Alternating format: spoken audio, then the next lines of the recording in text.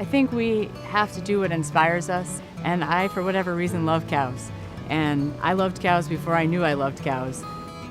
We bought a 10-acre homestead with a barn, and I had a couple goats, a couple sheep, and my one dairy cow. And I now have about 25 mama cows. So I got bit by the bug real bad, I suppose. We have about 400 acres of land, and we raise Jersey dairy cows. We raise St. Croix sheep, heritage pigs, laying hens, and meat chickens, turkeys seasonally. It's an operation my family runs with a little bit of help.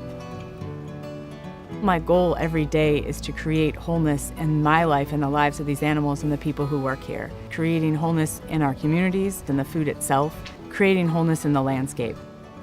I fell in love with the idea that agriculture could be a regenerative rather than an extractive business, that cows were regenerative creatures. A farmer in Asheville told me that a cow is the only animal that can live on 1 acre and make 4 acres fertile. Pastured livestock, managed correctly, allows the carbon to be sequestered from the air and with the help of legumes and soil microbes to be put in the ground, putting carbon back in the soil. That is what has gone in the atmosphere. It doesn't belong in the atmosphere at the rate at which we put it up there. There's supposed to be a cycle, and it's supposed to spend more time in the ground than it does. Fertility in the soil is our #1 antidote to climate change.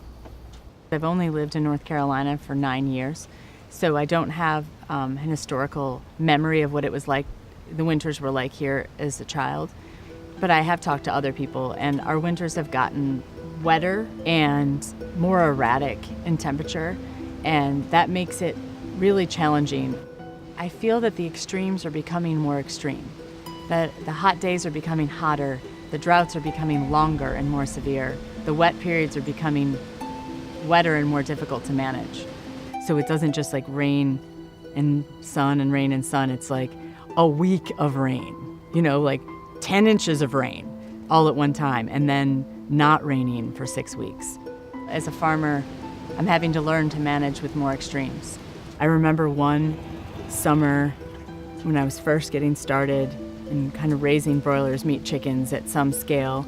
We'd had a really beautiful spring, and it got really hot really fast one day. Like it went from being, in the 70s to 105. We lost like 50 birds, and they were all at market weight.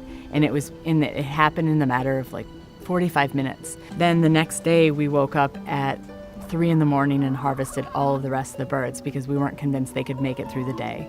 I see the droughts in the summers getting worse, so I want to build more resilient soil. I see the need for more shelter from wet, cold rain in the winter. I really got inspired to heal land and to be a steward of land.